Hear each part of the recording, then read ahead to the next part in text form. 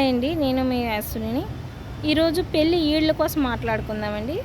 ఎలా అంటే ఇప్పుడు పెళ్ళిళ్ళు అందరూ పెళ్ళిళ్ళు చేస్తే ఈళ్ళు తీసుకుంటున్నారు ఏదైనా ఫంక్షన్లో వస్తే. అలా ఈళ్ళు తీసుకునే కన్నా తీసుకోపోతేనే బెస్ట్ అండి. ఎందుకంటే దానికి కూడా చెప్తాను. కొంతమంది తీసుకోవడం మానేశారండి. ఇప్పుడు కొంతమంది ఇంకా తీసుకుంటున్నారు. మేము అప్పుడు వేసాం కదా, మేము తీసుకోవాలి కదా, ఇంకా కొత్త ఈళ్ళు అనేది వచ్చేస్తున్నాయి కదా. దాన్ని బట్టి ఏంటంటే చెప్తాను చూడండి. చాలామంది ఈడేయడం అప్పుల్లో 500 అంటే చాలా ఎక్కువ అనుకుండేవారు మా వాళ్ళు. అది ఇప్పుడు అదొక భోజనం ఖర్చు కింద తీస్తారు. మనం ఇప్పుడు ఏంటంటే కొంచెం బాధపడో తలనొప్పి వచ్చి ఏదో ఏదో విధంగా శాలరీయో నా తల తాకటో ఏదో చేసి ఒక 20,000 10,000 ఈడేస్తాం.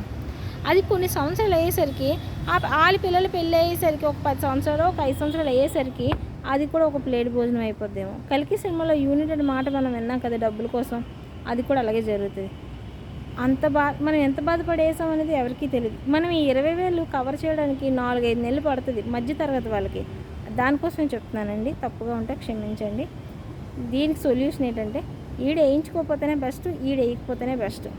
భోజనం పెడితే హ్యాపీగా భోజనం పెట్టి ఈడు లేదని చెప్పేస్తే చాలామంది ఎందుకంటే అలా చేస్తారని అంటారు కానీ మొహమాటానికి. కానీ చాలామంది నాలెడ్జ్ అయితే చాలామంది హ్యాపీగా ఫీల్ అవుతారండి. మీకు ఇది ఏమైనా నచ్చితే లైక్ చేసి షేర్ చేసి సబ్స్క్రైబర్ చేయండి. థ్యాంక్ యూ అండి.